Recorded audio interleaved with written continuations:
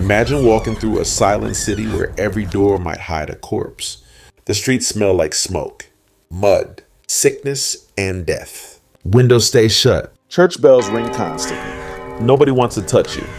Nobody wants to stand near you. Children hide when they see your cart because they know what it means. Someone died again, and tonight you must carry the body away.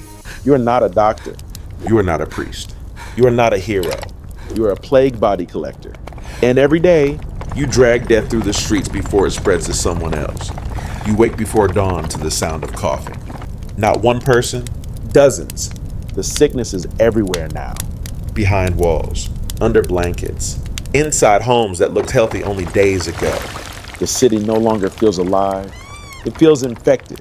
You sit up slowly in your cramped room beside the stables where workers like you sleep. The air smells damp. Your clothes smell worse. Rot, smoke, mud, bodies. You stopped noticing the smell weeks ago. That frightens you more than the plague itself, because it means death has become normal. Outside, fog covers the streets. Torchlight flickers weakly through the mist.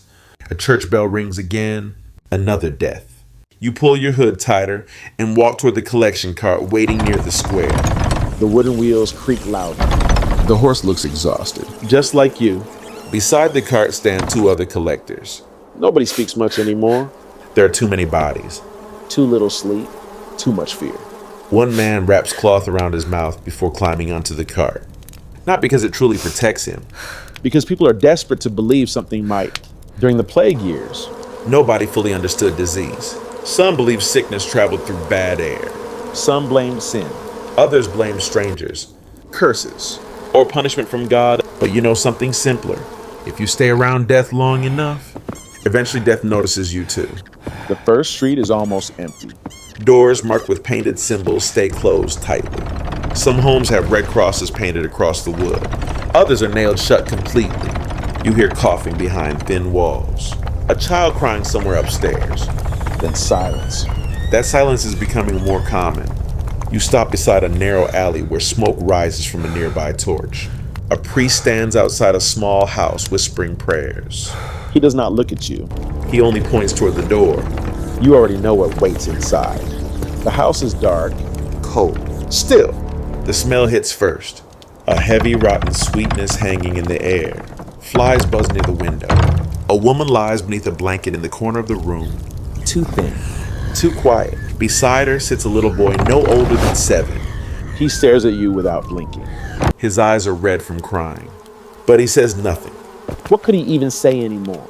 You move slowly toward the body, not because you are respectful, because fear makes every movement careful now. You have seen the black swellings, the darkened skin, the blood around mouths. You know what this disease does, and every time you touch another corpse, part of your mind whispers the same thought. What if this one infects you? You wrap the body carefully in rough cloth. The little boy watches silently the entire time. He does not try to stop you. He already understands something terrible about the plague. The dead cannot stay. Not in crowded streets, not in tiny homes, not near the living. You lift the body onto your shoulder. It feels lighter than expected. That happens often now. The plague makes people disappear before they even die. Outside, neighbors peek through cracked windows as you load the body onto the cart. Nobody comes close.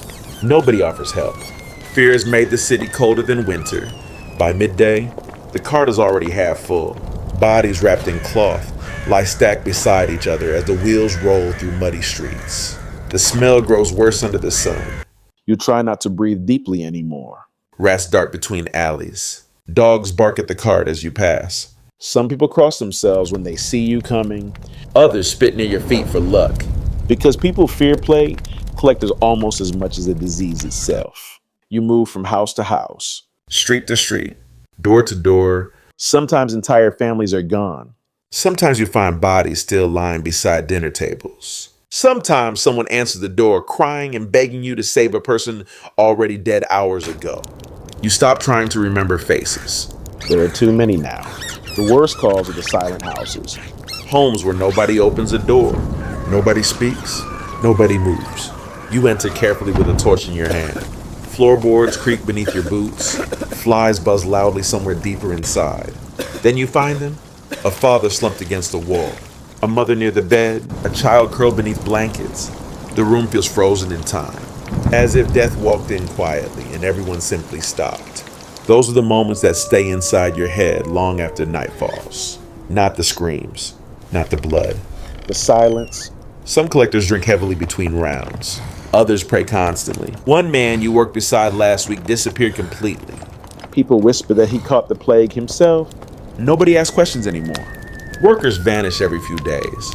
The city barely notices. There are always more dead than living now. And still the bells keep ringing. Again, again, again. By evening, smoke fills the horizon. Mass burial pits burn outside the city walls. The graveyards filled weeks ago.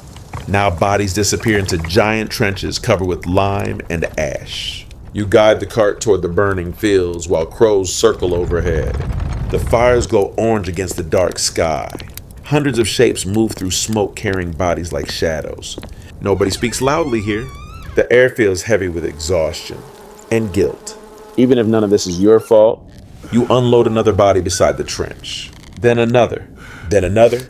Your arms ache. Your back burns. Cloth sticks to your face with sweat.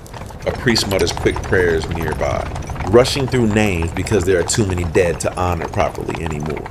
That may be the cruelest thing about plague years. Death becomes ordinary. People stop mourning one person at a time.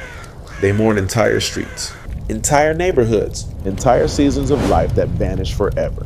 One night, rain begins pouring as you return through the city. The muddy streets shine black beneath torchlight. Your cartwheels struggle through the flooded roads. Then you hear coughing behind you. You freeze instantly. One of the other collectors leans against the cart, breathing hard. Too hard. His hands shake badly. You stare at him without speaking, because both of you understand immediately. Fear spreads across his face before yours. No one wants to say the words aloud anymore, but everyone recognizes the signs: fever, weakness, coughing. The beginning. The next morning, his sleeping space is empty. Nobody mentions him. Nobody asks where he went, because deep down, everyone already knows. In plague years, people disappear quietly, and the work continues anyway. The carts still roll, the bells still ring, the bodies still wait, and you are still alive. For now. Weeks pass. The city grows quieter. Not healthier, quieter. Too many voices are gone now. Markets stand half empty. Homes remain sealed shut. Even the birds seem fewer. You walk through streets once filled with laughter and hear only wheels creaking through mud. Sometimes you wonder if surviving the plague is its own kind of curse. Because survivors remember everything. The smell, the smoke, the bells, the faces, the silence. One evening, you stop beside the river outside the city walls. For the first time in days, there are no bodies in your cart.